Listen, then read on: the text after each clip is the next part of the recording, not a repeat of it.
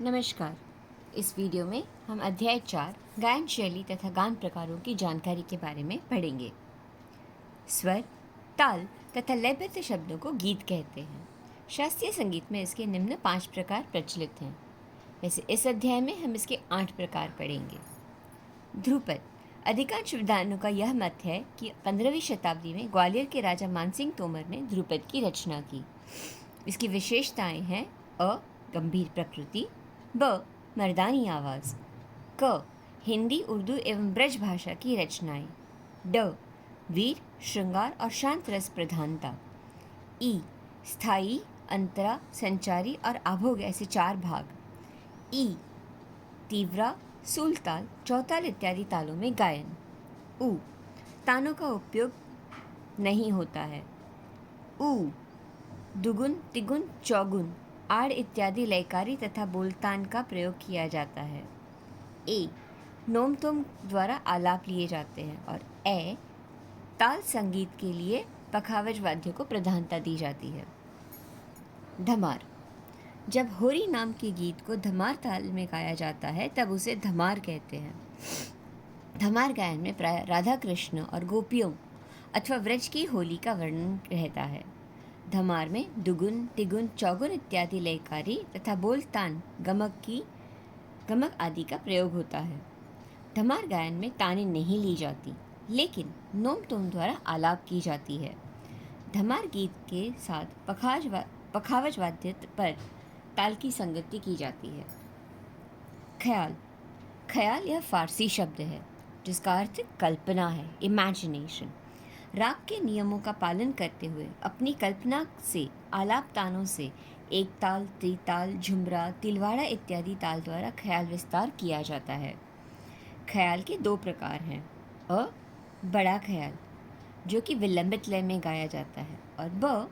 छोटा ख्याल जो द्रुत लय में गाया जाता है। पहले विलंबित लय में और बाद में द्रुत लय में विस्तार किया जाता है। विलंबित के लिए विलंबित एक ताल, झुमरा, आड़ा चौताल इत्यादि ताल का प्रयोग होता है, जबकि द्रुत बंदिश तथा विस्तार के लिए द्रुत 3 ताल, एक ताल का प्रयोग किया जाता है। स्थायी और अंतरा ऐसे बंदिशों के 2 भाग होते हैं। प्रसिद्ध गायक सदारंग अदारंग ने हजारों ख्याल की रचनाएं की। ख्यालों के गीतों में श्रृंगार रस का प्रयोग अधिक पाया जाता है। बड़े और छोटे ख्याल में आलाप, बोल आलाप, बोलतान, विभिन्न प्रकार की ताने, सरगम, कण, मिंड, खटका, मुर्खी आदि प्रयोग किए जाते हैं। ठुमरी। ठुमरी का जन्म लखनऊ के नवाबों के दरबार में हुआ। कहा जाता है कि इसके आविष्कार गुलाम नबी और शौरी घराने के लोग हैं। ठुमरी अधिकतर दादरा, कैरवा, दीपचंदी तथा जप ताल में गाई जाती है। शब्दों के हाव भाव द्वारा गीत बनाकर अर्थ प्रकट करना ठुमरी गायन की विशेषता मानी जाती है। पंजाब, लखनऊ और बनारस ठुमरी के प्रसिद्ध घराने हैं। बनारसी ठुमरी में सुंदरता और मधुरता अधिक पाई जाती है। इसमें राग की शुद्धता की ओर ध्यान नहीं दिया जाता। कई गायक ठुमरी गाते समय भिन्न भिन्न रागों के स्वरों का मिश्रण करके उसे सुंदर बनाने का प्रयास करते हैं। इसकी प्रकृति चपल और द्रुत है। खमाज, देस, तिलक कामुद, तिलंग, पीलू, काफी, भैरवी, झिंझोटी, जोगिया आदि चंचल प्रकृति के रागों में ठुमरी गाई जाती है। ठुमरी के साथ दीपचंदी अथवा जप ताल संगत के लिए बजाए जाते हैं। ठुमरी श्रृंगार रस प्रधान होती है। इसमें मींड और कर्ण का विशेष प्रयोग होता है।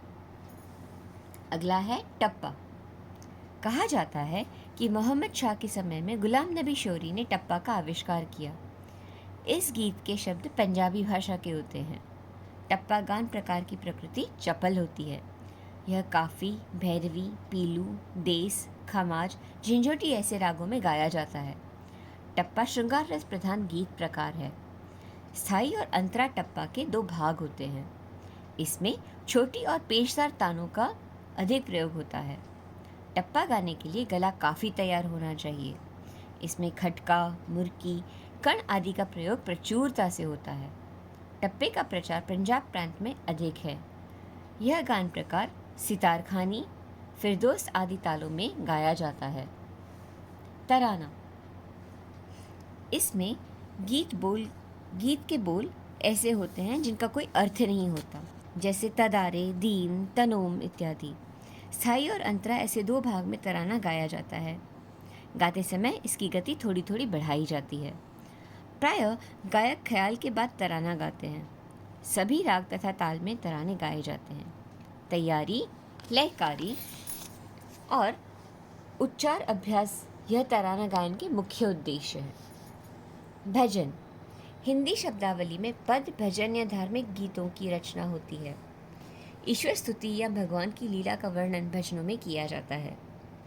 भजन को किसी एक राग में बांधकर गाते हैं, और ऐसे भी कई भजन हैं जो किसी विशेष राग से न होकर मिश्रित राग स्वरों का इस्तेमाल करके तैयार हुए हैं। भजन अधिकतर कहरवा, दादरा, धुमाली, रूपक एवं तीन ताल जैसे तालों में गाए जाते हैं। गज़ल अधिकतर उर्दू या फारसी भाषा में होती हैं। इसके अधिकांश गीतों में आशिक माशूक का वर्णन पाया जाता है, इसलिए यह श्रृंगार रस प्रधान गायकी है। गज़ल रूपक, पश्तो, दीपचंदी, दादरा, कहरवा तालों में गाई जाती है। वही गायक गज़ल गाने में सफल होते हैं जिन्हें उर्दू और हिंदी का अच्छा ज्ञान हो और जिनका शब्दोच्चारण शुद्ध हो। इसी के साथ हमारा ये चौथा अध्याय भी समाप्त होता है।